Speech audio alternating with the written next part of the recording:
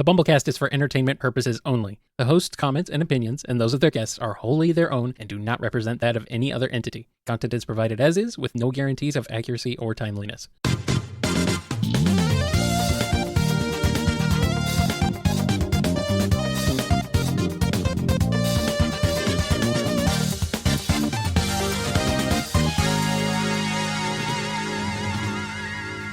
Welcome back to the BumbleKast. I'm your host, Kyle JCRB, and I'm joined once again by none other than Aleah Baker. Don't laugh at me. How dare you? Laugh at me, unable to speak. I can talk, I swear. All this time, you still can't pronounce my name. I wasn't even trying to pronounce your name. I know, you couldn't even get to that part. Exactly, see? I wasn't even trying to pronounce your name, and I couldn't get to it. Anyway, hello, Aleah Baker. Welcome back. Hi. We have more Archie Sonic stuff to talk about. We do, because I got tired last time. That's okay. We went for a while last time, to be fair. Well, I do yap. Well, I mean, it was very entertaining and very enlightening and informative. And informative, yes. I mean... But we still have more to talk about. Yeah, and these last two are a bit of a doozy, I think. Yes, indeed. For those just catching up, we are talking about Archie Sonic, Super Special number 11. Girls Rule. Girls Rule. Uh-huh. Go back and listen to part 1. Go back and listen to part 1 if you haven't. Because, oh boy, this comic's a doozy. That's one way of putting it. Was one way of putting it. Is an analysis. Mm-hmm. It could maybe serve as a subject in a gender studies class. This is maybe a cautionary tale of what not to do. Anyway. It's a special celebrating female characters and... Mm-hmm. Special, yes. Well, we got through three of the 5 stories. Yes. The last 2 are Julie Sue's in Shadows. Not Shadow the Hedgehog, just Shadows. Just Shadows. Yes. And then Princess Sally's Ascension. Uh-huh. So, what shall we tackle first? Because I kind of feel like this is, 2 roads diverged in the woods, and I was afraid of both. Oh boy, both were dark and full of terror. Well, let's see. Do we leave Sally for last? She's kind of the big one in terms of maybe. Sonic female characters at this era, anyway. So maybe leave Sally for last. Okay, everyone has to sit through if they want to see what happens to Sally. Yeah, or doesn't happen to Sally. I mean, so far, not much has really happened in this book.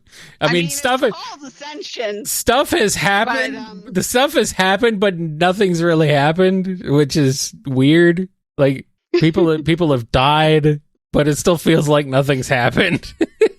It's a celebration. Uh-huh. A payback that's yet to come later. Uh-huh. It's very exciting in that regard. It totally is. This isn't just filler, I swear. Okay. Anyway. So, we'll start with Julie Sue's story. Okay. So, once again, like all of them, written by Ken Penders. Uh-huh. And this one stands out a little bit because it's illustrated by Patrick Spaziante, a.k.a. Spaz. Okay. Who was, for the most part, known as the cover artist for this era. Yeah, that's why there's the line art is so busy in this story. Yeah, and he also did some of the character design work kind of behind the scenes, and also something that isn't, I feel, pointed out a lot, but is kind of amusing, and that'll come up a bit later, I guess, at the Sally story, is because he was one of the in-house artists at the time, when a lot of people basically were mailing in their work. Yeah. And, this is well before a lot of it went digital, that people would still physically mail in their pages and whatnot. He was working as an in-house artist. So basically when there were a lot of last-minute art changes or edits to be done or mistakes to be fixed or whatever, he would be the one to do the redraws. Okay, yeah. And sometimes, in my opinion, at least once you know what to look for, you can really see it. It's kind of funny, but yeah, you can kind of tell. But yeah, so he was kind of doing a lot of work behind the scenes, not necessarily credited all the time, I guess. But that's another thing. As much as like a lot of the Echidna designs are kind of, joked about for being, oh, here's the Knuckles recolors, blah blah blah, so and so. If any do ever stand out as being slightly more interesting or detailed, that's probably his doing. Probably, yeah. And I should say, to the absolute best of my knowledge, that Julie Sue is largely his work. Mm-hmm. Because as I understand it, the original concept for her was pretty much given as Knuckles in a red dress with a sawed-off shotgun. Okay. I mean, sawed-off shotgun, that's pretty cool, but Knuckles in a red dress. Yeah. All right. I mean, I always remember that sounding a bit weird to me because, like, was she still going to be red like Knuckles and the dress would also be red? Yeah, that would be weird. I don't know. I don't know. I'm not quite picturing like an Ada Wong type thing at this point. No, but, well now I'm just imagining Knuckles dressed like Amy. Yeah, that's unfortunate. But maybe with even less detail, Well, yeah. Like Amy's dress has a nice silhouette. I don't know if there would have been as much thought put into it. Probably not. And, you can kind of see when Spaz draws Julie Sue, there's usually a lot more detail on the cybernetics. Yep. But this story leans way into the anime aesthetic, though. Mm-hmm. A bit more than some others. I feel like he liked to get a bit more experimental. Yeah. With stuff. I mean, he does have a recognizable style, but I feel like he also would like to just kind of, wing it and kind of do whatever he wanted at the time. Yeah, pretty much. Like the way he's drawing Julie Sue in this story, to me, doesn't quite match the way he drew her on the cover. No. And I think that was just, here's how I felt like drawing her. Whereas, like, on some of the Mobius 25 years later covers, she's basically got like human anatomy. Yeah. And then there's other ones where she's basically got like a peanut body. Yeah.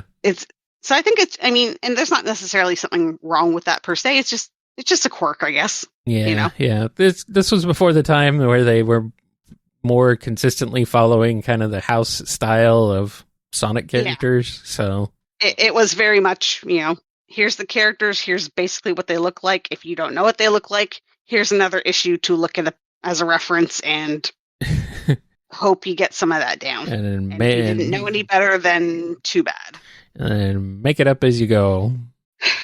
But that's, about the art in terms of Julie Sue's character. So for those who don't know any further, Julie Sue is basically introduced as a soldier who defected from the Dark Legion, the cyborg Echidna terrorist fascist Nazi group. Sure. whatever role they had to serve as being antagonists at the time. Mm-hmm. She didn't, she was basically introduced right as she was defecting. She didn't exist prior to that. There wasn't really much of an, like enemies to lovers thing. She was introduced to be Knuckles' girlfriend. Yeah. From the get-go. Yeah. And this is where the whole soul touch thing came from, where the idea was eventually thrown in that the Echidnas are so advanced and rational-minded that they need some kind of magical inner sense to help them fall in love. There is absolutely nothing narrative-wise that actually supports this. None of them act like Vulcans or something, but oh, was that the inspiration? I guess that tracks. That's a comparison I'm making. I don't know if that's a direct but that's how it's presented. Right. But you never really see anything. Well, we do know that this writer has a penchant for Star Trek, so not surprise me. You see that, and there's at least one reference in here. Uh-huh. But we'll get to that. But anyway, it's also kind of funny because like when Julie Sue first shows up, she is like very antagonistic towards Knuckles not necessarily towards him personally, though, towards men in general. Mm-hmm. Like, she's always turning down help or getting indignant over being offered support or having things suggested or pretty much anything because a man is suggesting it. Mm-hmm. And I bring that up mostly because this is very much a prominent driving force in her like first 2 issues, maybe appearance, and then it never shows up as a factor again. Right. And it's also a little weird because here, especially when you get into her backstory, there's not really a whole lot to support why she would behave like that. I mean, even if you want to go and say, oh, like general patriarchy or something, it's, I don't know if it's supposed to be some attempt at, you know, strong female character because she hates men, but she usually is given very little actual basis for it. Right. You know, it's almost like a guy says, the sky is blue. Oh, you men always think you know everything about the sky. Where did this come from? Who? Okay. That's. On the other hand, you could also argue that she almost had a, you know, personality at this point, and yeah, and then that went away. Mm-hmm. She basically shows up, you know, she's split away from the Dark Legion because she absolutely had to find Knuckles. The idea is that she saw him once, retroactively, off screen, whatever, and became obsessed with the idea of finding him again, supposedly because of Soul Touch. We don't really see how this, you know, affects Knuckles, because why would we? We don't see, you know, it's kind of one-sided obsession from his point of view, but repeatedly she is presented as, oh, I really want to be with you. I don't know why. I just wish I knew why. I understood why. And that's kind of how far she goes. She doesn't have much of a reason for defecting from the Dark Legion. Nothing personal there. Nothing about her role. Nothing about the army itself or the people within it, which I'm bringing up as a factor now because this is the story where you would expect to kind of deal with this sort of thing. Yeah. Like, at best, she kind of brings up a point where she's like, oh, it felt like someone was like forcing their will over mine, which, I'm sorry, but you're a soldier in the army. Yeah. That's kind of, you know, par for the course there. But also, you know, you left because of some random inner voice telling you what to do with no real input from yourself. So if you were concerned about some kind of weird thing pushing your will, left because of a man. Yeah. This isn't much better. But anyway, she just kind of gets, you know, crammed along with the chaotics and sort of just integrates with the group and awkwardly becomes the thing with Knuckles because they have to continue the generation of clone guardians. Of course. Ultimately, that's the reason. You know, we need another egg maiden.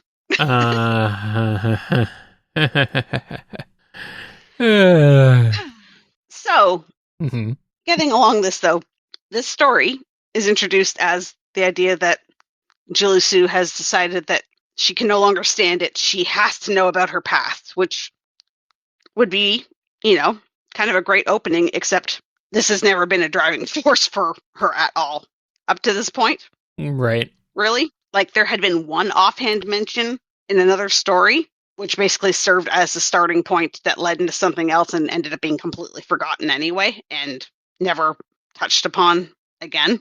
Mm-hmm. That happens a lot. But also, at this time. Yeah. Oh, yeah.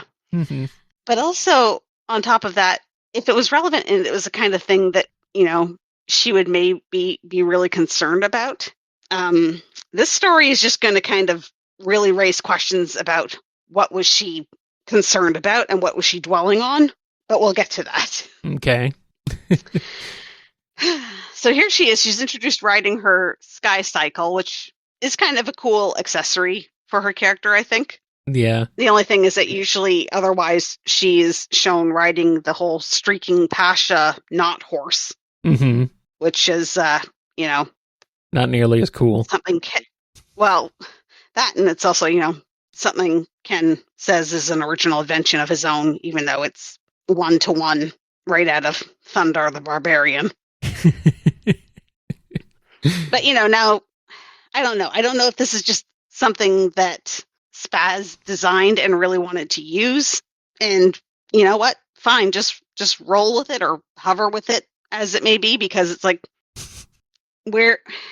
It's cool, but it's like, where did it come from? It's cool, but where did it come from? Because now she's, the whole Dark Legion Echinopolis conflict is supposed to stem from the idea of the society has rejected technology. Right.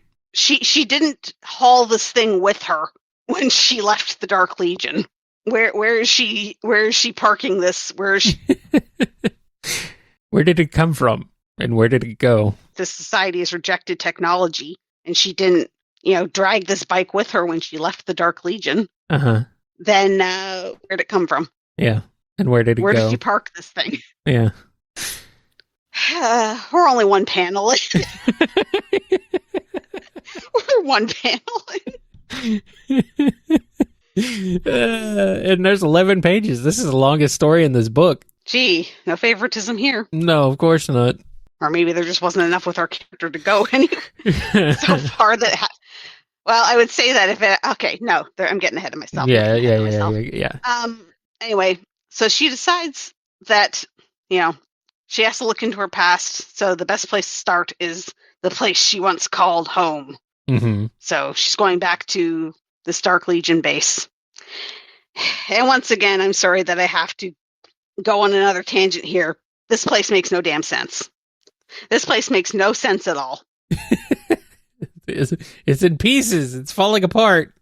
Okay, this place also has no structural integrity, but not my point. Okay.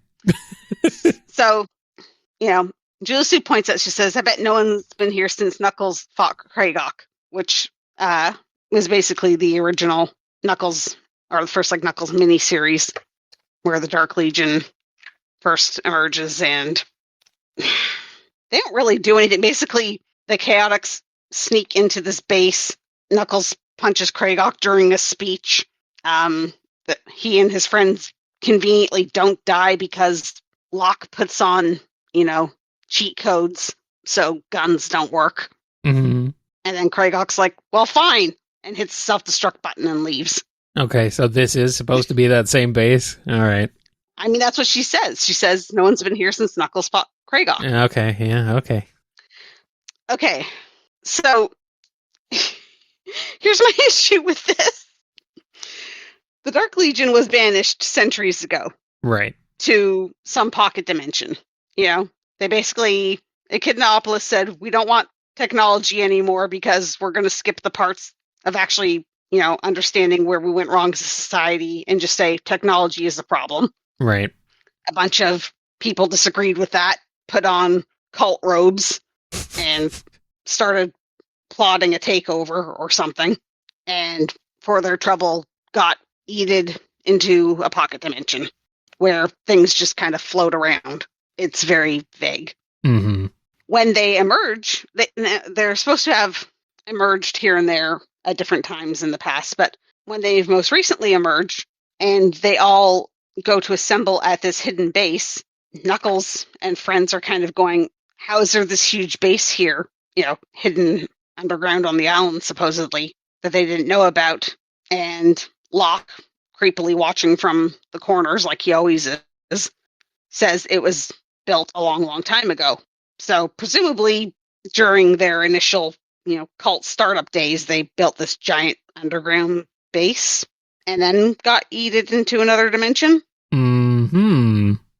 So, one, if this dimension existed on Angel Island this whole time, it shouldn't be littered with statues of Enerjack.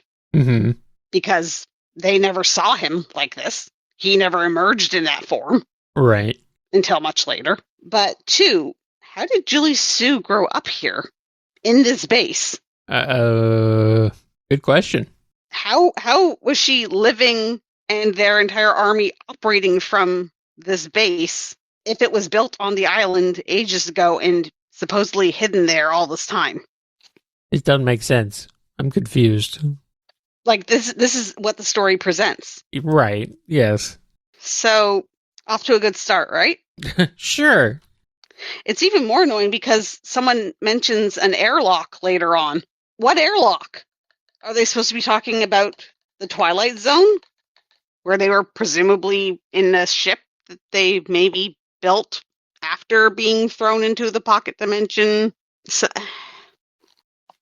nothing about their situation makes any sense. No. Why would it? Okay. Well, the point is, Julie Sue returns to the base that she grew up in, despite that not making any sense, that's littered with anachronistic statues to discover things about her past.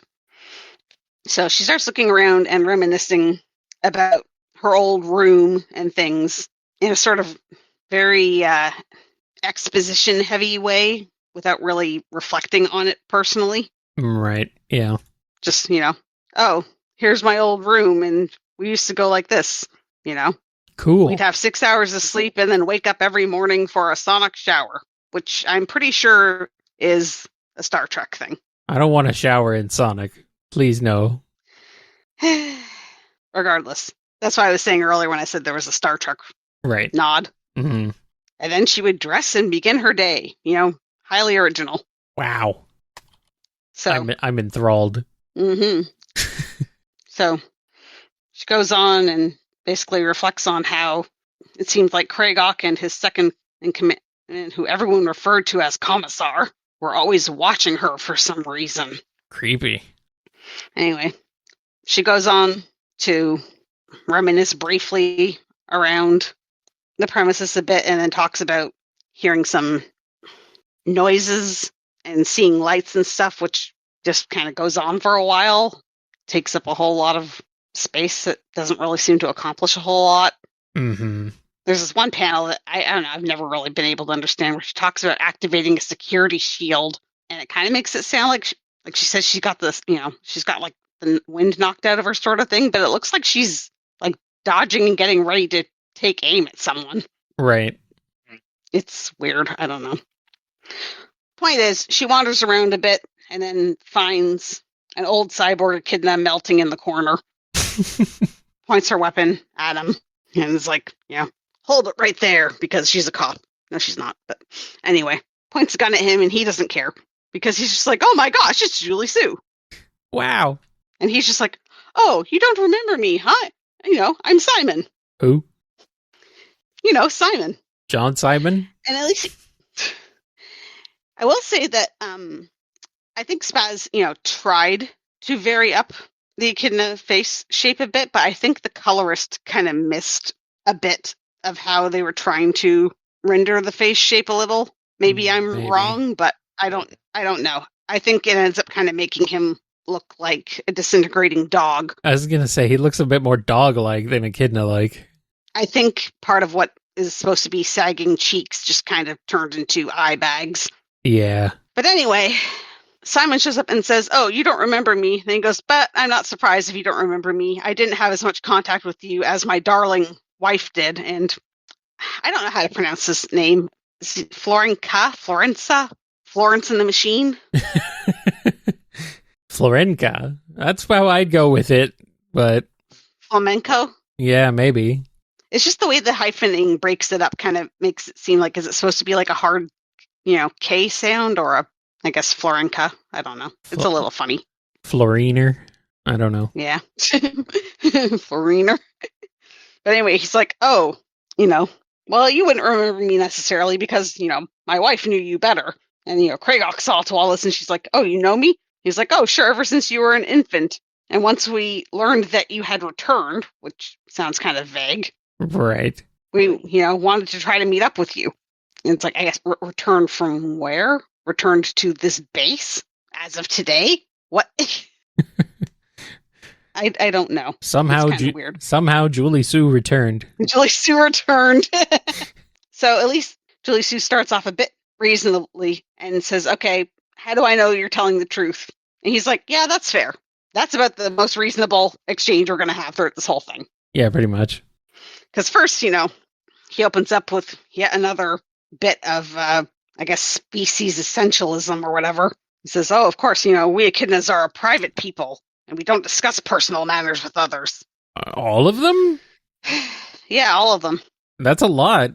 This is why they need the soul touch, apparently. This is a bold assumption. Yeah. He says, "We just want to, talk with the daughter that we raised, blah, blah, blah. Or at least, we raised her like our own daughter." Uh-huh. And she's like, "What, you mean you're my father?" He's like, "No, but I might as well be." Because, you got to mislead this as much as possible and make it as dramatic.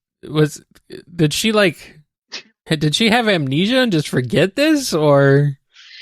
Well, okay. We'll get to that. Well, I know it's in. I think it's in the story, but I don't. Yes, it is. But this is where it just turns into Simon exposition dumping at her for like 2 pages. Yeah, basically mansplaining her origin to her. Yes. Yep. So basically, he explains to her that Luger, who was the former commander of the Dark Legion, married the fair Merenda and had, the twin nightmare jerkasses, Kragok and Leanda. Uh-huh.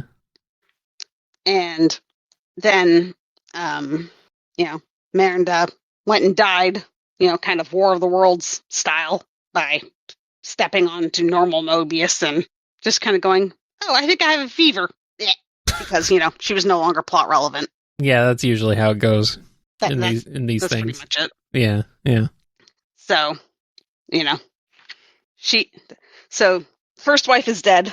A few years later, and Luger remarries wife number 2, who is the fair Mary Sue. 2 things. One, I honestly don't think that Ken intentionally named her Mary Sue as some kind of self-aware trope, despite what some people think. No, that doesn't sound likely entirely. I think it's literally that, Julie Sue's name was already there and he just needed something that sounded like it fit, but her name just happened to be Mary Sue. Yeah. But it does bother me that, again, this is egg maiden syndrome. These are wives introduced to serve the role of wife and mother. Yeah. And then they're entirely disposable to the plot, pretty much. Yeah. They serve their purpose, their breeding purpose, and then they're done. Yep. To the point that Simon describes them literally exactly the same. Mm-hmm.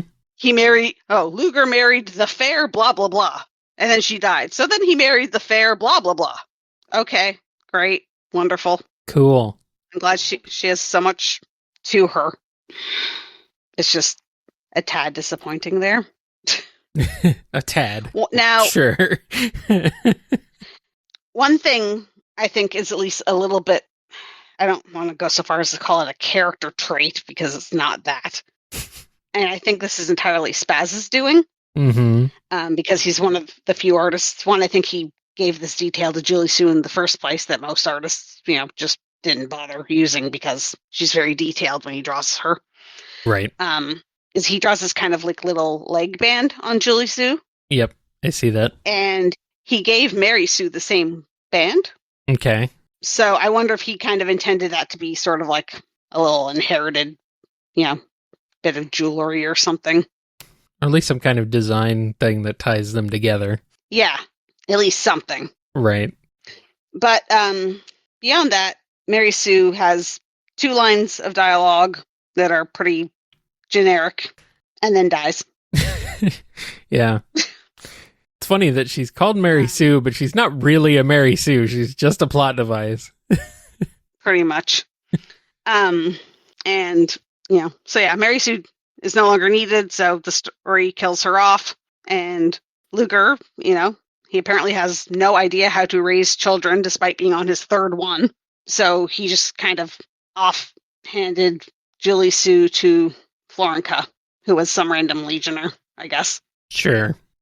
At this point, Kragok and Leanda were already in their teens, so I guess they're self-sufficient. And also, they hated having a step-sibling. They also seemingly didn't like that, their father had remarried in the first place. So, yeah, so Luger just kind of said, I don't know what to do with this other kid. Random soldier, you take her. Yeah. And then Luger just randomly disappears. also from the plot. Yeah, I don't need him. There's some implications that maybe Kragok had something to do with it, but in universe, it says no one cared, really. Kragok took over, and Luger's gone. So the parents served their purpose, and they're all gone. Now, here's the part where it gets kind of stupid. Oh. Actually, no. I'm sorry. We've already gone way past that part. I was going to say. Here's the part where it gets very stupid. Okay. Anyway, Simon says that since, they were now in power, and Kragok and Leanda apparently wanted absolutely nothing to do with their younger half-sister, they activated a memory neutralizing chip that every Dark Legionnaire basically comes standard with as part of their cybernetics. How convenient. So, Julie Sue's memories are wiped. Okay. Laurenka is told that, as of this point, Julie Sue is an orphan, and that's how she's supposed to treat her, and they don't know who her parents are, and you better keep it that way. Okay. Simon also assumes that Kragok tried to put him in dangerous situations, hoping he would just kind of die. I guess because, their situation that they had arranged themselves wasn't good enough anyway. So eventually they took Julie Sue away, and then, this is the phrasing, it says, performed a mind wipe. So is this different than the memory neutralizing chip, or is this... Does this go together? Are these things related? I don't know. Did he forget that he wrote this a page earlier? Possibly. Yeah, so they did a memory neutralizing chip activation and then a mind wipe on her. So presumably, Julie Sue should only have about 2 years worth of life experience. I guess it depends on what they erased. Well, it's kind of left very vague. I mean, she even says to Simon, well, okay, how come I don't remember any of this, especially Florin? Because he just told you keep having your mind erased. Yeah. You keep having your brain erased. Well, your brain's fried, man. It's gone for good. And that's the thing is that, I don't know. It just bugged me that he mentions this memory erasure chip and then talks about a mind wipe. And it's are these separate things or not? Yeah. Did they just turn the chip on again? What are you doing? And then why is Julie Sue listening to this and going, okay, so how come I don't remember? It's because her mind's been cooked, man. Julie Sue is cooked. Knuckles gets microwaved and she gets cooked. Yeah, basically. Oh, they really are made for each other. Her brain is turned to mush. It's just nothing there. It's scrambled eggs. Head empty. Head empty. And that's the thing too, is this has never affected her character in the least. No. She opens up this story even talking about how she has to find out about her past. What past? What do you know about yourself? Right. Have you never noticed that you don't have any memories before age 13 or so? Or that there are massive gaps in your brain or anything? I mean, that could have been interesting if they had kind of built up to it. If if there had been foreshadowing. If they brought it up before, maybe if she'd been I don't remember that, so why wouldn't I remember? Why don't I remember this? Things like that, How come I have no connection to these things? How come this seems to, this is meaningless to me? Oh, I don't know my parents because here's foreshadowing to make things interesting. Yeah, no, instead it just comes up out of nowhere. And then is never brought up again, really. Well, yeah, it's never brought up again. Not really, no. And on top of all that, this is the guy who's just telling her now that her memory's been erased at least twice. He started this whole conversation with, oh, you don't remember me, do you? Well, that's because you spent more time with my wife instead of me, right? Buddy. Who else got mind wiped here? Because I'm starting to question his memory. I'm thinking everybody is getting mind wiped. Yeah, right? I want to get mind wiped after reading this. Oh, boy. And I think even worse, on top of all this, Julie Sue doesn't react to any of this. Not really. She basically asks him, how do I know you're telling the truth at the start?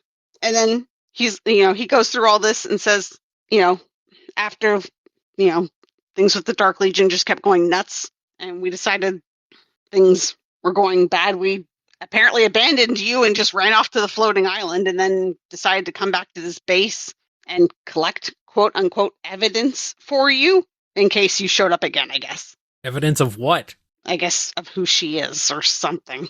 Okay. So we can prove who, I don't know. But he doesn't actually produce any of that evidence. He just tells her. Yeah. It's like, what?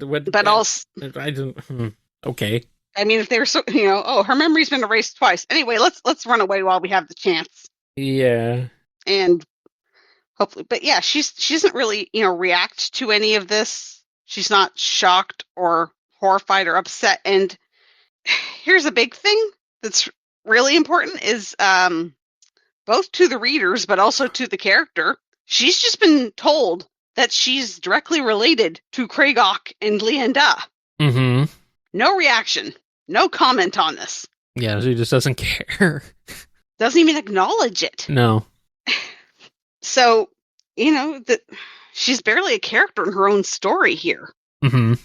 This is just an exposition puppet for the sake of this greater echidna narrative. And the thing is, like, for newer readers or, readers who go over the stuff, I guess, kind of retroactively, as opposed to those who are reading this as it came out. Right. They kind of look at this and are like, oh, this is Julie Sue. She's Leanda's half-sister, and they have this whole dramatic beef over that because Kragok's already dead. And, that's part of their defining character. And also, blah, blah, blah, she's technically related to Knuckles. I'm trying to think of it. It's funny having a 30-something-year-old having beef with someone who's like 15. Yeah, right? Yeah. Leanda, she's like between Leanda and Julie Sue. It's like, God, what is she, like 32 compared to her 15-year-old half-sister? Yeah, half her age. And it's like, what? What happened? Wow. Are you so mad? But here's the thing. This was all brand new at this point. Right. This had not been a thing before. Mm-hmm. You basically had Kragok was the big bad of the Dark Legion, and Julie Sue was there, but there was zero indication that they had any history with each other. Uh-huh. Or, there wasn't any kind of hint or teasing or foreshadowing that they were anything more than, the commander and a soldier. Basically, yeah. There was nothing to, and then, Kragok's gone. And then when Leanda was introduced, never mind, she didn't even have a name at first. Mm-hmm. But you also had the kind of wonkiness where, I think she, towards the later part of her introduction, calls Monetarily Rex's grandfather, which was also a bit wonky because before he became a windshield decoration, Kragok had repeatedly called Monetarily Rex his father. So, trying to go forward with this is all over the place. Mm-hmm. It's like, okay, what is this, family, what are these family ties being related? It's like, okay, wait, so going back, it's like retroactively, okay, so this new Leanda chick is supposed to be Kragok's sister. And this is the first story that actually confirmed that they were twin siblings. Mm-hmm. Yeah. Because they never had a chance to be on page together and interacting together because she was introduced after he was gone. Gone, yeah. So, that was already kind of weird. And again, some people, they only kind of come in here, oh, here's, Julie Sue, Knuckles is dating his cousin, Alabama, blah, blah, blah, blah. It is awkward when you kind of have, here's the big Knuckles family wreath. Yeah, basically, and yeah. It's a big wreath, yeah. It's a big loop. Yes. Street Fighter's having their own moment with that kind of thing right now. Right. They didn't think about that at the time, and they kind of screwed it up, and it's like, whoops, okay. Maybe it's not a thing. And I think, again, some readers don't know because they introduced these kind of sci-fi concepts. So basically that the Dark Legion was in this time distorted dimension for most of their existence, that their branch of the family basically exists for like a quarter of the time Knuckles' side of the family did. Mm-hmm. So when you really get down to it, yeah, like they're so distantly related, it doesn't really matter. It's not. Yeah. They're really they're like 17 times removed cousins. It's like, across it's weird space-time nonsense on top of that. Yeah. It really doesn't matter. The thing is, it makes it more awkward when these characters have all these distant even relationships and it's constantly reinforced across them. Mm-hmm. When you have to sit there and say, okay, wait, these characters who are, cousins or half-siblings or whatnot with each other or possibly dating each other are calling the same figure's grandfather or great uncle or whatever. It's like you're not making things more clear. This is the problem you run into when you try to make everybody related to each other. Yeah. And it really doesn't do anything for Julie Sue's character per se. I don't think it does much of anything for anybody. Like, okay, here, you were directly related to the leadership of your cult. The commander that you used to report to and personally drive around and directly betrayed and got arrested. That was your, half brother all along. Yeah. And he erased your memories twice. Yeah, what do I do now, though? Nothing, I guess. Why would you? Like, if you want to argue that the character conflicts between Leanda and Julie Sue that developed later on at least gave them something, that's fine. But that's, again, another case of other writers taking what was there and building on it. Right. Actually doing something with it. Cause... Yeah. Like, here's the thing. There's one part later on where the Dark Legion decides they have to kidnap Julie Sue away from one of their, basically to keep her out of the way of one of their big plans. It doesn't really matter. There's a lot to be said there. It's stupid. But, Leanda is complaining about it. And initially, Ken has written it that Leanda is like taunting Julie Sue over their familial connection. And Julie Sue is angrily refusing to acknowledge their family. And then, like, an issue later, like, same, staging, same place, like, this is still part of the same narrative. Julie Sue is pleading for leniency on the basis, I'm your sister. And Leanda turns around and is like, I'm not acknowledging you as a sister or that we're related at all. Mm-hmm. Their positions completely reverse. Like, 100%. How do you go from, I can taunt you for being my little sister and blah, blah, blah, to actually I refuse to even acknowledge you, you dreck. We're not related. Get out of my sight, worm.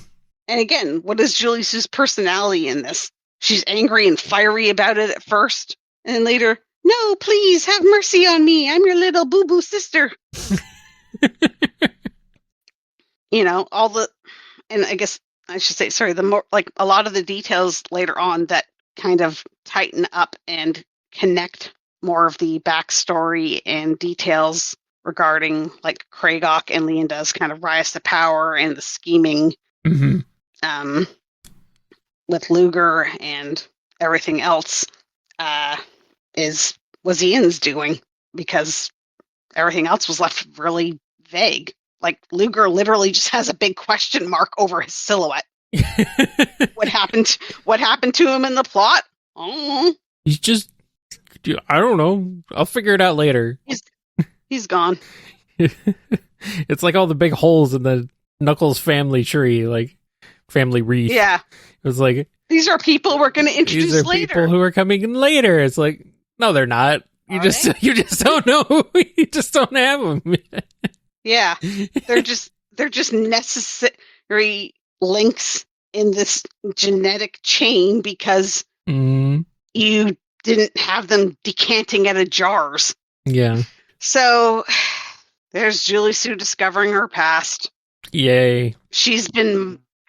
You could do so much with, you have a chip in your brain that can erase your memories, and it's happened already.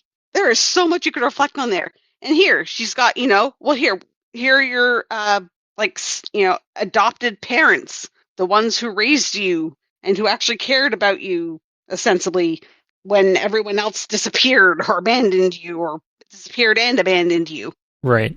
Why? Okay. Like Florinka maybe has 2 instances of dialogue, I think, beyond this story. And I would assume that's about right. It's mostly to, sit there and say mother things. Thinking about her, I'm like, she never really played a factor or showed up at all again. I mean, why really? does Simon need to exist? Yeah, basically. Why couldn't it have been the mother figure this whole time? Yeah. This is supposed to be a, special celebrating female characters. Yeah. Maybe instead of just having a bunch of disposable mothers, the fair blankety blank who married, gave birth, and then dropped dead to clear the way for whatever else needed to happen. Mm-hmm. You have Luger handing Julie Sue off to, I guess, the first female legionnaire he knew, because, you gotta have the mother figure to look after the baby. Yeah. Why couldn't she figure it out on her own? Like, why isn't there, like, she could go back to this base and figure out things on her own and then realize her mind had been wiped or whatever, and she didn't need someone to tell her necessarily. There are ways you could have done it where it's like, she actually does something and learns things, self-sufficient matter and react to it, yes, rather than just be like get the story told at her. She showed more rage at the time Knuckles disappeared without question. Uh-huh. Because he happened to see his disappeared father. Yeah. And ran off to find him, and she tried, she ran out later a bit too late and couldn't figure out where he went, and this was apparently enough to lead to her taking photos of him to shoot in a warehouse while screaming. Like, you think she would be pretty mad about having her mind wiped. By the head of the cult. Kind of upset about that. Who she just a thought. Tried to betray and get arrested and all. Nah. Whatever. It's okay. In the future, she and Leonda will be bestest buddies and have video calls while prepping dinner. Uh-huh. Because family means you forgive little things like attempted murder. Because apparently... You must sacrifice yourself for your family. Well, no, I was going to say, I think Ken's actual phrasing on the matter was, they're not petty, so they got over it. Really? Leonda's not petty? No, Julie Sue. Julie Sue is not petty, maybe, but Leonda is not petty? I think it's a little more likely that maybe her memory got erased a third friggin' time by the time they got to 25 years later. Knowing Leonda is like one of the most pettiest people in this freaking book. Knowing what I know about her, it's like, nah. She's got beef with a 15-year-old. I don't know. She's literally the pettiest person. I just remember that one panel where some guy, like, they're just like trashing the street, and some guy is like, "Why are you doing this? Leave us alone." And she's like, "How dare you talk back to me? Beat this guy senseless." Yeah.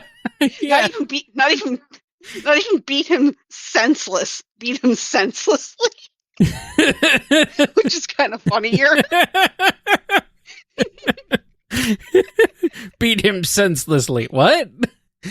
Grammar. It's like, well, we're already trashing the place senselessly. So. Yeah. All right. Oh, Lord. Yeesh. Well, that's enough of Julie Sue having her backstory talked at her. Yeah. Let's move on to another story where nothing happens. Oh, boy. Are we ready? Is everyone ready for Sally Acorn in Ascension. No, but let's do it anyway. AKA open up the first page and the golden goo. The golden goo pool, yep. Go for a swim. I guess an important thing to start with is, depending on which version you're reading, Sally is either slightly more naked than usual, or she's had her vest awkwardly edited on to every panel. Really? Oh. All right. Well, I'm looking at the original version clearly, so yeah. Well, it's kind of funny. It's kind of funny because it's it's almost like Donald Duck logic. Like, he doesn't wear pants. Yeah. But when he gets out of the shower, he has to wrap a towel around. Yeah. And originally, Sally did not have the vest, so no. She basically had boots. That's it. She basically she got the same outfit Sonic wears, but Yeah, I think I don't know, honestly, personally, how much of an issue there actually was, if there really was much. But I know there was some, what's the phrasing I want here? I guess some people saying that, like, some of the artwork was a little awkwardly detailed, I guess. Yeah. It's kind of a bit in that sort of awkward halfway zone where it's like, how much anatomy is too much anatomy for a Sonic character? Right. Do we have rubber hose limbs, or but so the idea was, or the decision was made to put her vest back on so you can't see her scandalous back. I guess she's still not wearing pants though, but I know she wouldn't wear those until much later. So, or her boots here too, which is It's also kind of funny because in some of the edits you can really see where her vest is like edited around the details because it's like very flat kind of colored, and the golden goo stuff is not touching it at all. Yeah. It's just kind of like drawn under it and around it. And then when things are colored in like monochrome, the vest is still blue. Right. Which is funny. It's funny. It's so funny I forgot to laugh. Anyway. I mean, some people were like, oh my god, the controversy, how dare you censor. I don't care. I'm not here for this, okay? Nah. Anyway, so the theme of this story, according to its author, is independence. Oh, okay. Something Sally is often noted to completely friggin' lack throughout this series. The art is by Jim Valentino, who some people might be familiar with. Did he do Sonic stories before? I think he did one or two. Okay. I guess Didn't he do the crossover? He's Guardians of the Galaxy artist. Well, yeah, that was like from the Image crossover, basically. I think that's it, yeah. And I think he was basically like he had a family member who was a Sonic fan too, and basically kind of made some connections through there. But some panels are serviceable, others are a little rougher. Right. There's at least one instance, though I think there might be a couple more. Maybe it's just the one of Spaz sneaking in to draw something. In this, but anyway, in this story. In this story, yeah. Okay. Yep. So anyway, there's one panel that I really like, but you say like. I like because is it the one with the freedom fighters? Maybe.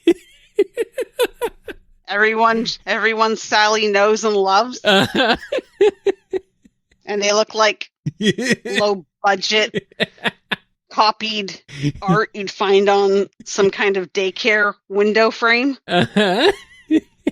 Yeah. I like that. It's not good. but I like it because it's funny. It's like, why do they look like this? I'm guessing they weren't originally there and they had to add them in at like the last second. Who knows? I do kind of wonder because I don't know. Is this the first instance of many hands? Uncredited many hands? Oh, Lord. Oh, no. I mean, is it many hands or is it like one really finger paint? One really janky hand. My left hand. Because I'm on the phone and the editor's screaming at me. Yeah, pretty much. Okay. Theme is independence. Uh-huh. Sure. So anyway, building up to this point, a lot of stories about Sally, especially written by Ken, kind of focus on the idea that she was being kept out of the loop on things. You know, her father wasn't telling her things. What little authority she has was undermined and ignored, often by one Jeffrey St. John. You know, there was a whole lot of, oh, she doesn't know any better because things are being planned around her and have been planned since she was born and blah, blah, blah, blah, blah, and all this kind of predetermined crap that all these characters with no agency get to deal with. There was also she's in line for ascension, or it's the prophecy, or blah blah. Yeah, well, along that line. So there's the whole source of all thing, which, contrary to popular belief, was not a ripoff of the Force, but was a ripoff of Jack Kirby's The Source. I was going to say, yeah, Would not be a ripoff of Star Wars. Come on. No. Jack Kirby, yes, absolutely. Mm-hmm. Not Star Wars. And that's not speculation. That's not speculation. This is confirmed. Right. Anyway, which is basically supposed to be this golden magical goo that the royal family has had access to for reasons. And despite numerous inconsistencies and retcons and this and that, it's supposed to be kind of a traditional part, I guess, of their ascension rituals.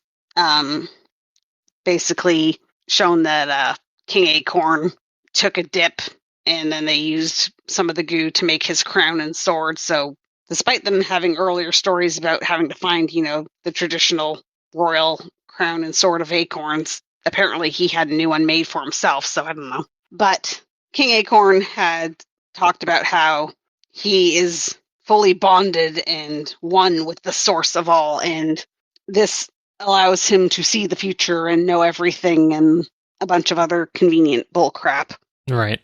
And earlier on, he had told Sally that the source had revealed to him that she would marry Antoine.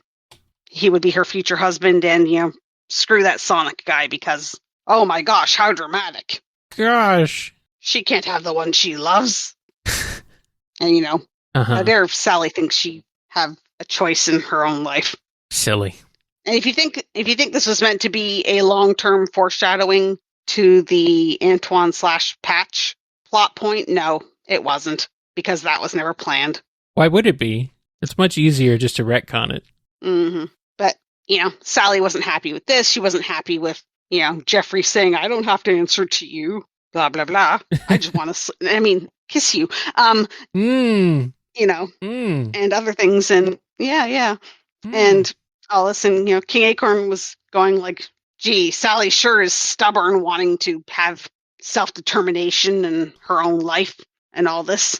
You know, and he even said that, like, you know, if she didn't fall in line, I'll have to see if my other option is still available, by which he meant Prince Elias. Yes. You know, so he told St. John that his mission was to finally check up on what happened to Queen Alicia, who went missing way in the past. Mm-hmm. But this was literally him just kind of going, you know, I need to see if I still have a spare heir.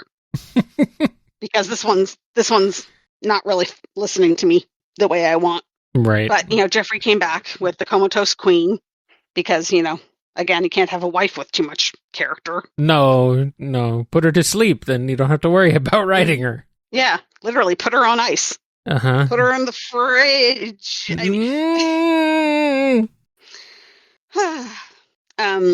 Anyway, and then also brought back Elias, who, however, you know, despite being older than Sally, was not really raised to be a ruler. You know, whereas Sally it's kind of reinforced the idea that despite all the, coups and war and disruptions in her life, so presumably most of this kind of happened before she was like 5. She was raised to be a ruler. Right. We'll just roll with that. Ignore everything that happened. Sure. But, she was basically told, and as far as everyone knew, she would be the queen. So this is kind of reinforced that there's a theme of choices here that, she figured from, as far as she knew from childhood, she was brought up that she would be the queen, but now she has this brother who's back, but he doesn't actually want to be king. And he's kind of saying, if you want to be queen and you're probably more suited for it anyway, which is one of the few times that's actually kind of acknowledged, you have first dibs. That's fine. Uh-huh. So presumably in this story, this is her deciding to take a dunk in their magic ritual goo pool to see if this is what she really wants. Alrighty. It's also kind of nice because I guess Elias is presented as saying that he's going to support Sally no matter what their father may say, especially given how often you have the whole theme of, father knows best, father knows everything, blah, blah, blah, which I'll bring up in a second. But anyway, so basically Sally steps into the source of all and is drawn to magical light and visions of the past and flashbacks and this and that because it's exposition time. Which, can be a fine plot device, but I'm just saying. Time for a clip show. Yep. So the first thing she sees is, a little bit of flashback, or I guess she wouldn't be able to, perceive this herself, so it's not like her memory, but seeing herself as a baby with her mother and Elias there as a toddler-ish thing, and, her mother's just like, oh, I hope my darling daughter will never know what war is. Uh-huh. Because, irony. Mm-hmm. Of course, small note here. This is where I was saying the first panel that shows Elias, he is obviously drawn in there by Spaz. Is he? That is a... Oh, yeah. Okay.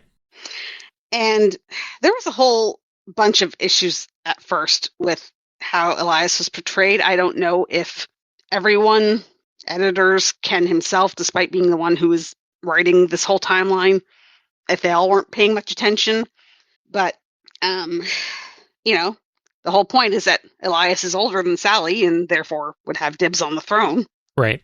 And when they first showed him in the Angel Island stuff, he was drawn pretty much as like a baby or like a little younger, and the text even said baby, and people were like, that doesn't make any sense, Right. He can't be a baby if Sally's a baby. No, not if he's supposed to be slightly older. Yeah. He's supposed to be, a few years older. Right. So, and they were like, oh yeah, we goofed. He should be a toddler there at least. And so you see, in other art here, I guess maybe there was some issue with how he looked, and I wonder if they had to kind of fill him in the background a bit here. Mm-hmm. Or remember he existed, I don't know. But it's also kind of funny because along that line, with the ages being all over the place, is when they do show some of the stuff is that Jeffrey St. John is also supposed to be older than Elias. Right. Which means he's quite a bit older than Sally. Yeah. Which means, like, the idea that he's, like, 20 when she's 16 is impossible. For one thing, at the start of the, story, Sally was 15, not 16. Right. When Jeffrey is spending all his time hitting on her. And also, around that point, Elias would have been, I think it's like 19 to 20. So Jeffrey's already older than that by a little bit. Yeah. At least. You can even see him in some pages here and there. He was already a kid because he was learning from his dad, who died when Elias was a toddler. Yeah.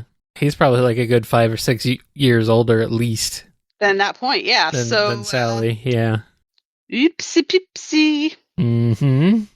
Anyway, that's another small thing that bugs me, though, is that whenever they have some of these moments of flashbacks, like they did it with Sonic Kids stories and stuff, is that they have, these scenes in the past that are basically there for the characters to make ironic remarks so the audience can kind of go up. We know that's not true. We know this doesn't happen. We know what this means in the future. And It's like, okay, so the characters don't remember this, or they like this never, means anything to them really retroactively. It's just kind of like, it's just there to be a really obnoxious kind of wink nod at the audience. And it's like, okay. All right. That's all there is to it. Yeah. It's annoying. But anyway, Sally sees her mom and is sad, and then has another memory with her mentor, Aleah, who I think we talked about this once before, but there was something going on with this character in terms of design and position or something, because she was either a woodchuck with a long braid or a pink cat. Uh-huh. I'm pretty sure that there was a design that was going to be used for Sally's mom that got confused and then repurposed as her mentor, except for when she was a cat. But anyway, it doesn't matter. Right, yeah. Here she's the woodchuck version. Yeah. So and Rosie's cousin, I guess, because they forgot Rosie existed. Yeah. Well, something like that. She was just a babysitter, so she couldn't be this mentor. Oh, okay. Or tutor or whatever. Oh, okay.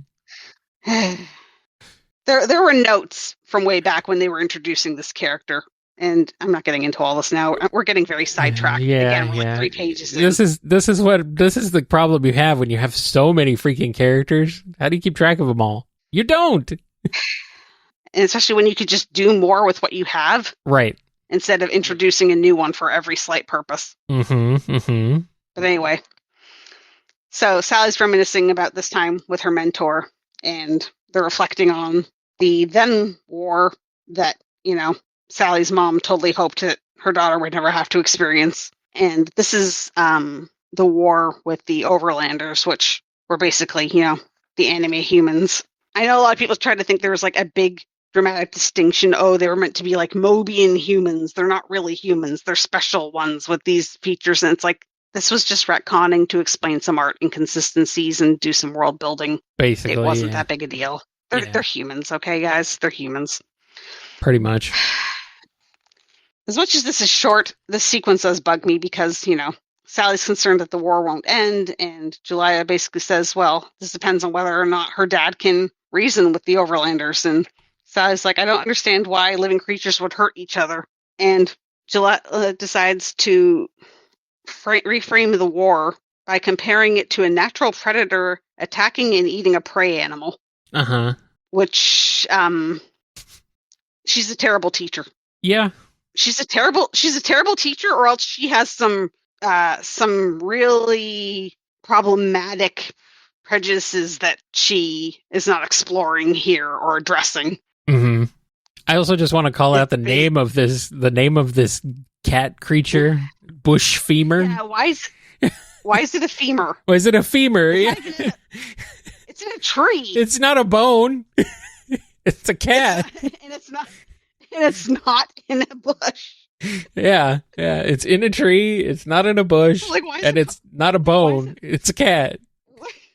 I can see if it being they called it like a bush lemur, maybe, but even then, that's not right. But at least it's still it's an animal.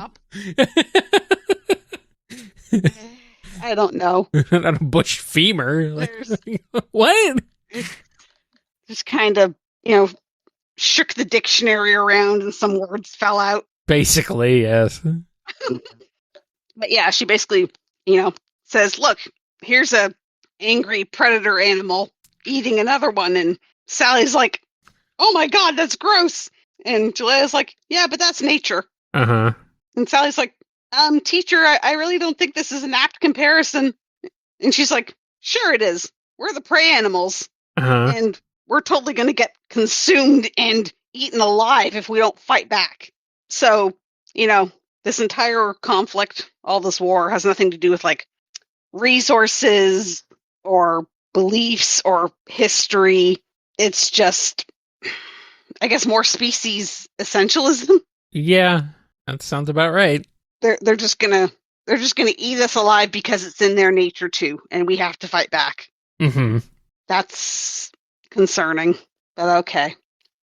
So Sally's just like, I'm not sure about these lessons, but okay, I don't know why the goo's showing me all this, including some very awkward pictures of my friends. We're gonna remind everybody that this is a Sonic comic book briefly for a second, with a very concerning looking Amy Rose. Amy's seen some crap. I don't know. It's almost like Antoine is doing a version of that Sonic ice cream. They all look like Sonic ice cream.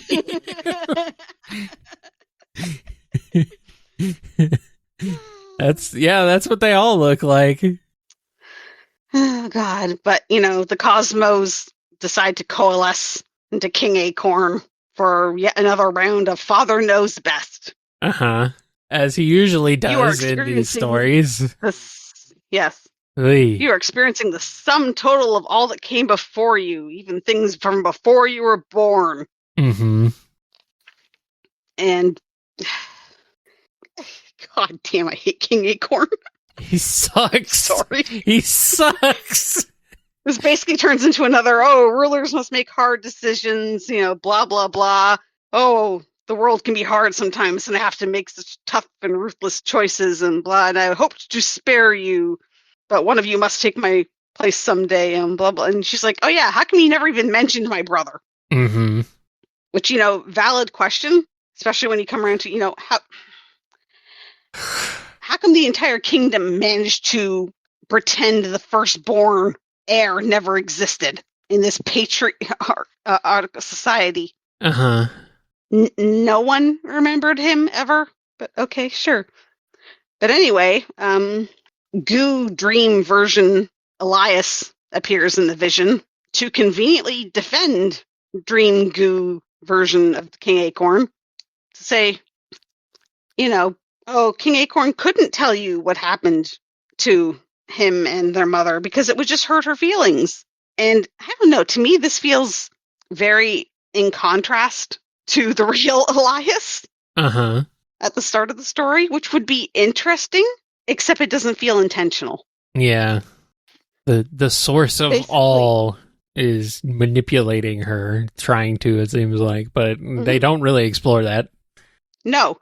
In fact, Carl Ballers wanted to write the source of all as a manipulative force. Yeah, which would make sense. But which seemed to make sense, and that's what a lot of people assumed was kind of the point of it and the case for it. But Ken was very much against that direction. Yeah, not and surprised. It was another case of this was not my intention, and another writer is warping it.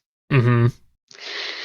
But here we have Vision Elias, who totally reassures Sally that her dad was only trying to protect her from everything somehow, despite the number of times he puts her in danger and hurts her feelings directly and stomps all over her agency. It's basically just like a huge freaking jerk all the time. Yeah. To everybody. But it's okay. Whether or not we agree with her father's decisions, his love for us is unquestionable. Man, this sucks. It's really frustrating because he has one line here. He says, life isn't a math equation. Give 7 individuals the same situation, you can get 7 different responses. That is fair. That's, a reasonable statement. But then he's like, the best responses or choices or whatever come from the heart. And it's like, just, this is very much like a road to hell type thing. Like, just, come on. This doesn't excuse everything. Like, intent does not erase impact, especially when they get so blurred. It's really hard to ignore what the hell was his intent. Oh, it's because I love you. Anyway, let's go commit genocide. Boy, that escalated quickly. Well, it happened, didn't it? Just, and I mean, that's like, okay, Sally asks, the source, clone, brother, whatever. Well, okay, does this mean like my father is always right? And the source, the cosmos, the everything rearranges herself as the future queen and basically tells her yes. Yeah, pretty Its much. phrasing is that the King Acorn is fully aware of the consequences of every action he takes, Uh-huh. and that nothing he ever does is done lightly. How is that remotely accurate? He makes impulse and rash decisions all the time, at least since he's come back, and probably before then, too. Or if he's fully aware of the consequences of every action he takes, then he's taking a whole lot of really crappy actions. Yeah, pretty much. On purpose. Yeah. He had 3 traitors in his court alone. Yeah. Like, if you think of every single action he's made throughout the, like, even if you think of it as, like, okay, another writer wrote this, when he goes and charges off into battle, leading, the rescue attempt for Elias into Robotropolis, which ends up with him getting paralyzed. Mm-hmm. So he knew this would happen? Yeah, well, the source of all shows him the future, right? So he knows that all these people are traitors to him, and yet he still keeps them around? Uh-huh. And then, dismisses the people who try to warn him about this sort of thing? Yeah. Because he loves his family so much? How are those related? His love is so unquestionable, at least for his son and daughter, who knows if he cares about his wife at all, that he sends Alicia and Elias off to Angel Island, where they get shot down. Uh-huh.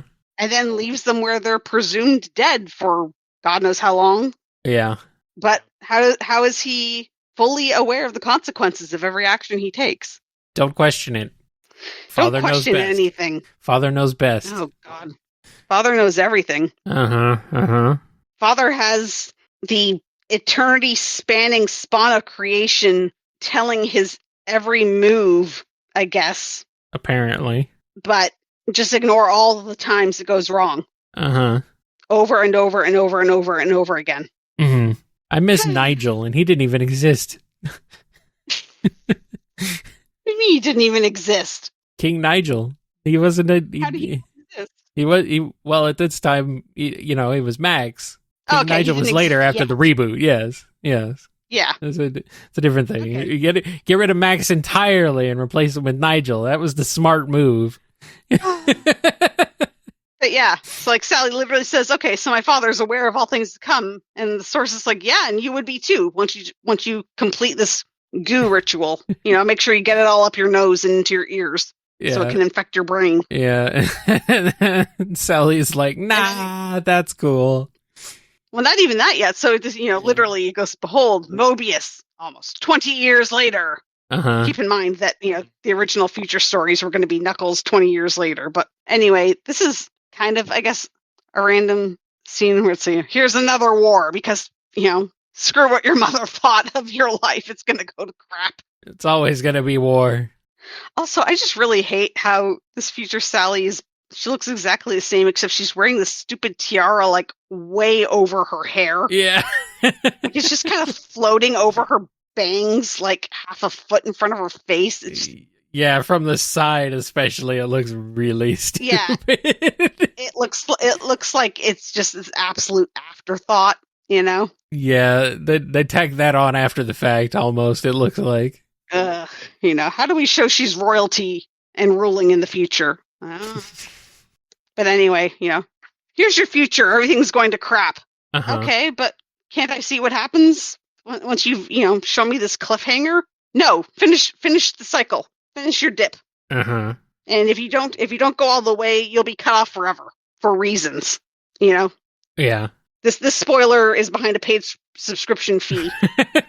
And if you don't join the source now, it'll be going back into the Disney vault. Basically, yes. Why is this an all or nothing thing? Right. Like you're an eternity spanning creation of the cosmos. Why would you impose limits on things like this? What does it matter to you? What is time? The source of all for a small monthly subscription. Yeah. For only 100 rings a month. Oy. But anyway, Sally's like, you know what? I'd rather keep the money, and decides no. She says, nah, peace out. This isn't right for me. She doesn't want to know the future. And, it might be nice to think like she thinks this sounds maybe kind of suspect. She's actually smart and says, wait, this is questionable. Because nothing has lined up right for my father. Yeah. But again, Ken was not looking at the source as being manipulative or self-serving or anything other than I don't know what it's supposed to be. The source literally of all. A convenient plot device to let you know everything forever. So show me the future. The future sucks. Never mind. Yeah, basically. So Sally gets out and says, okay, I get that, to Aleah, she says that you think that I deserve to be queen, but I don't want to follow that path. I need to, figure things out for myself. And it says, for once the choice was mine. So that could be kind of nice that she's, you could say she's rejecting, her father's control and the kingdom's traditions and forging her own path and all. Except that, Except after this, yeah. Everything in the long run, once again, completely contradicts and undoes this. Yeah, pretty much. So it all goes back to Father Knows Best. And he always seems to, apparently. Apparently, except he doesn't because everything goes wrong and he sucks. Yeah. And then, in Mobius 25 years later, which again was supposed to be the true future, how dare the editor and other writers say otherwise? She's queen there. There's no context about how that happened. There's no acknowledgement of Elias's existence or what would have happened to him. Right. Like, no mention of him at all. Just, she's queen there. And then, stories coming up later have her still being, very much subjected to her parents' whims and wills and kind of being more or less oppressed by her role and title as a princess. You can't see your friends. You have to do this. You can't do that. You're miserable all alone and blah, blah, blah. And then, you get the whole drama of, King Acorn is ill and needs someone to succeed him soon and still wants you to marry Antoine. So actually, you better go marry Antoine and become queen right now, even though you didn't want this. Which, she turns around and acts like is her own choice, even though she didn't want it. So, and God, the mess of that story. Elias comes back afterwards and takes over for nonsense reasons. Right. At the last second. And then you have the questionable bit where it really is phrased like her mom didn't want Sally to be queen anyway. She's so glad that Elias came back and was awaiting this moment to take over, while Sally is already in position to be queen. Right. Queen Alicia's just kind of going, oh, thank God. Never mind that they do all this while Max is in a coma anyway and are ignoring his many future telling wishes, which didn't see all this coming. There's another traitor. Yeah. Whoops. Look, something almost killed you and completely ruined your kingdom, but the goo pool didn't tell you that. Max wanted that to happen.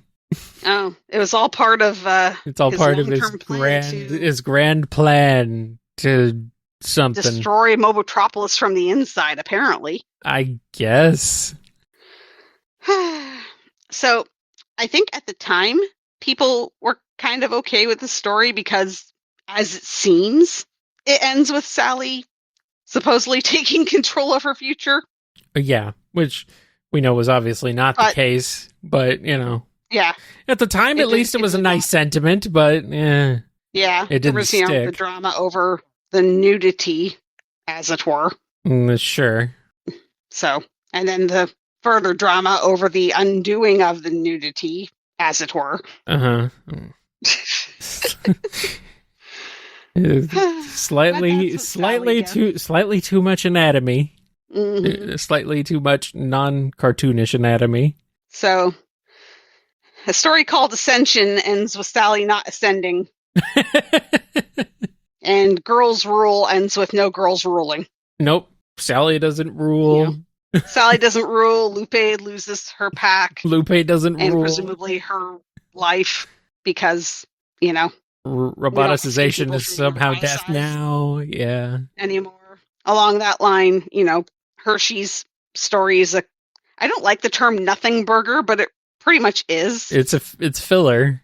I mean, that still makes it sound like it's something. It's like a burger still sounds... Makes it sound like it's too much. No, yeah, and I know. That's why I say... It's like a margarine sandwich. It's filler. It's literally nothing. It's 2 pieces of bread with some margarine. It's meaningless. It's like, even then, if you were just going to have everybody forget about their dear beloved comrade Valdez and all of his deep characterization and camaraderie. Uh-huh. I'm trying to think of any moment that he had with it. He doesn't have any character. I was going to say, he doesn't. No. Nothing ever happens with him. The fact that, they basically just go to, it's not even a rescue attempt. No. That could have, maybe she could have, learned something through trying and failing. That could have been interesting. Had some growth over what this role as a supposed agent means to her because she never chose it to begin with. Right. But I don't know. They basically just go to confirm that Valdez was captured and roboticized, which, you know what? He disappeared during Robotnik's re-takeover, except for the time he accidentally reappeared when he shouldn't have.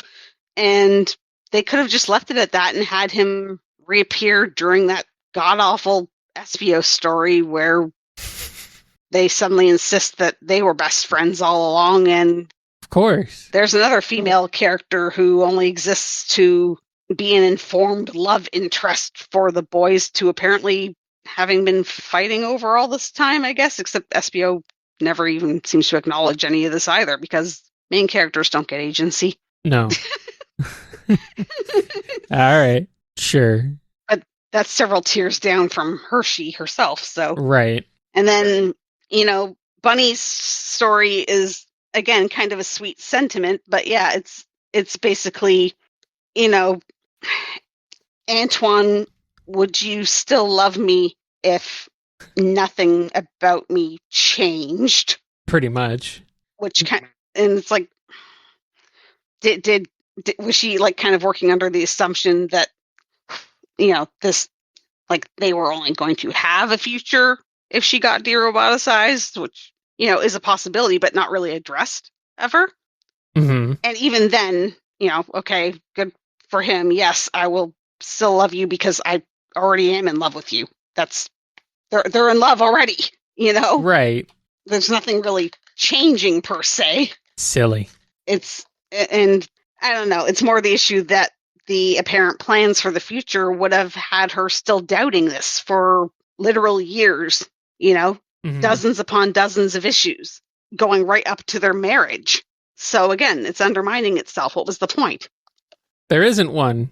Completely random aside. Uh-huh. But the first panel of Sally staring into the pool of orange juice, it's kind of funny, but her reflection doesn't actually match. No, it doesn't. Her hair's completely different. It looks completely different. Yeah, the goo pool. Yeah, she doesn't look right. But yeah, I was going to say, are there any other instances of Spaz sneaking into the art somewhere? I'm not sure. It's that one panel of Elias. Yeah. James Fry's art's pretty standout, and then that entire story for Julie Sue. I think later on that I'm trying to think if they reuse part of the background from the story in another issue, like they just kind of distort it and reuse it in a different panel when they go back to the Dark Legion base for literally no reason aside for Julie Sue getting kidnapped. But again, I digress repeatedly. That's okay. So that's Girls Rule. Who ruled the most? Who ruled the least? You decide. I think it would have been nice if, maybe more women could have worked on the issue. That would have been cool. There are, some of the letterers and colorists and, one artist Mm-hmm. or a woman. There weren't a lot of women working on Archie Sonic at this point, but No, but could have had a few more. Yeah. Maybe some input on the writing. Maybe that would have been something. Nah. I know.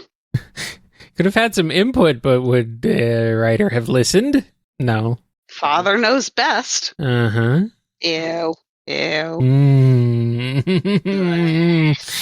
Do we want to even bring up the off panel? Is that the swimsuit one? Yes. Well, there it is. Yep. Yep. Girls rule. I liked writing off. Girls rule. Let's objectify them. I mean, at least they acknowledge they'll get in trouble, but, still.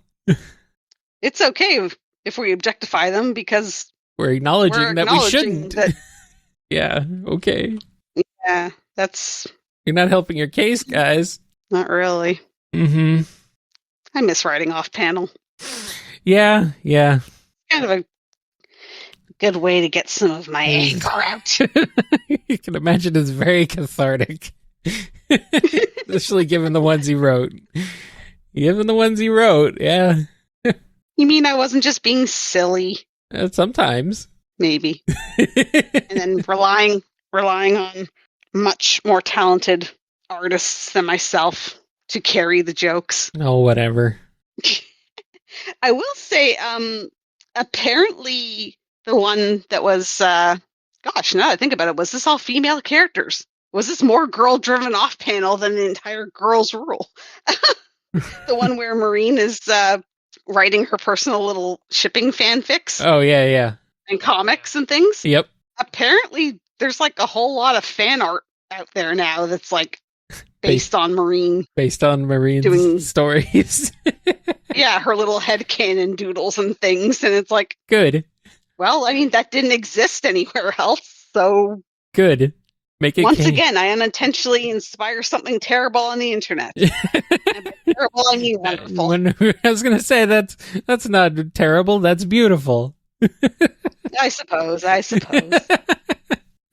That's glorious. Anyway. Okay. Girls rule. They sure do. Uh-huh. I think this is a good place to stop. Anyway. Yeah. Okay. They don't in this comic. Oh well. They should have had the opportunity to do better. Mm-hmm. I agree. Oh. And it's not to say it never happens, but I don't know. I think there's some disappointment there. Yeah, just a little.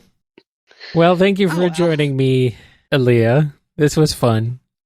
I hope we can maybe do something again in the future, possibly without needing 2 years of prep time. And I hope you will come back and we will talk about another fun-filled adventure comic book or whatever.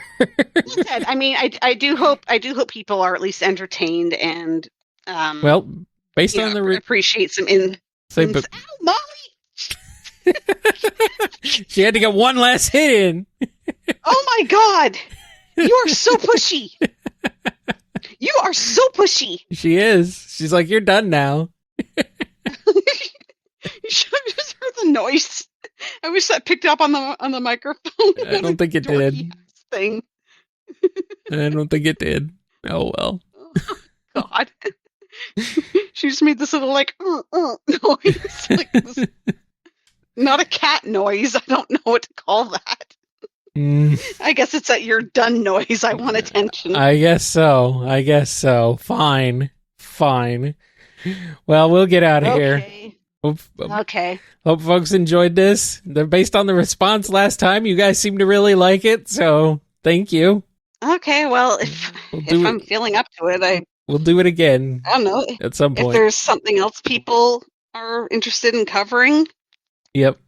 Suggest it, and we'll see what we can do. Yes. Molly. Tell us which girls ruled in your view in the comments below. Cassie Clove. They did. I'm not biased at all. You should be. You deserve to be. You can be biased. It's fine. They did No, I don't have the confidence for that. I know. You should, though. No, I don't. You should. No, I don't should. Whatever. Let's get out of here. Thank you again, Aleah. Okay. Alrighty. Bye-bye. Well, thanks, everybody. You've been listening to the BumbleKast. Be good to yourselves. Be good to each other. We'll see you next time. Well, do you want to do this? No, I'm scared. Why? I don't like doing this crap. People liked it last time. Well, then why do you want to do it? I don't know. I never do anything. Oh, it's I liked writing. You think I liked doing anything I've ever done? I don't know. Maybe. You might have. Aside from maybe, like, aggressively playing sports. What about art? Drawing? I know you haven't done that in a long time, but you didn't enjoy that? I hated it. I hate everything. You shouldn't. I wasn't even good at it. That's a lie, and you know it.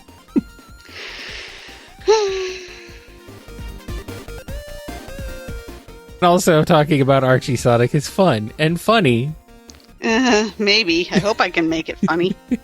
Or entertaining. It is enlightening. Or people liked it last time. And this is the internet. You know they're not just saying it to be nice. Well, it's a good thing Julie Sue and Sally Acorn aren't controversial topics in the least. Aren't popular and controversial. Well, I don't know how popular Julie Sue is anymore, but Sally. Compared to Hershey? Well, okay, yes.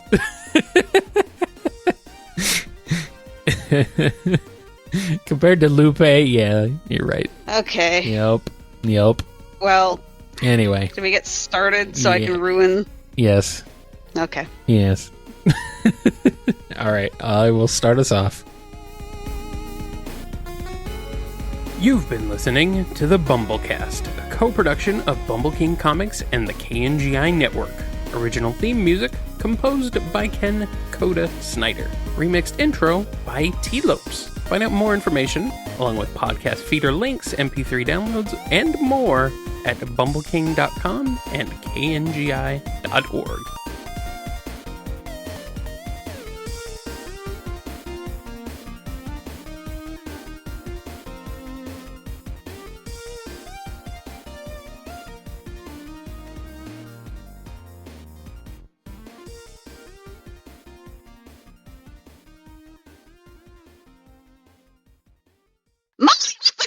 Uh-oh. Cat attack. Molly. Excuse you! What did she do? Decided to try to eat my friggin' laptop! Well, she can do that when we're done. Sit down. I'm sorry. That's okay. We can edit this out. It's fine. God. She goes from like 0 to 100. Just, hi, I'm sitting here. Actually, disaster. Suddenly snack. Okay. Yeah. Anyway,